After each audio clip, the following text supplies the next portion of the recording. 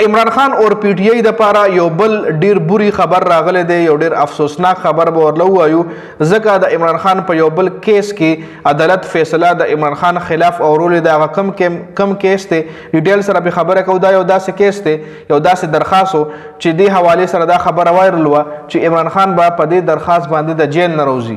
د عمران خان چې کوم ټریټمنټ دی د هغې حوالې سره د عمران خان وکیلانو درخواست ورکړی و اسلام آباد های کورټ ته چې عمران خان د جیل نه راوباسل شي او هسپتال ته د ټریټمنټ دپاره منتقل کړل شي. چونکې د دې کیس فیصله محفوظ کړل شوې وه، خو 2-3 ګنټې پس د دې چې کومه فیصله اسلام آباد های کورټ وروله، نو په هغې خبره کوو چې د اسلام آباد های کورټ د عمران خان د پرایویټ هسپتال منتقلۍ حوالې پرایویټ هسپتال ته منتقلۍ درخواست باندې فیصله اورولې ده. عدالت ویلي دي چې میډیکل بورډ به جوړیږي، یو میډیکل بورډ، او هغوی به فیصله کوي چې عمران خان دې منتقل کړلی شي که نه.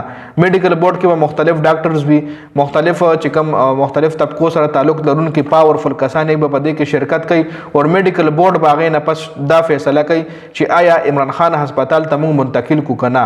یعنی عدالت فیصله، عدالت چې وایي چې زما فیصله نه ده، په دې باندې به موږ میډیکل بورډ کې نه. اوس میډیکل بورډ کې څوک شاملیږي دا به راتلونکي ټایم کې پته لګي، خو اسلام آباد های کورټ ویلي دي چې عمران خان به عدالت ته منتقل کیږي که نه. دې حوالې سره به میډیکل بورډ جوړیږي او هغوی به د دې خبرې فیصله کوي چې آیا عمران خان مونږ پرایویټ هسپتال ته منتقل کړو که نه.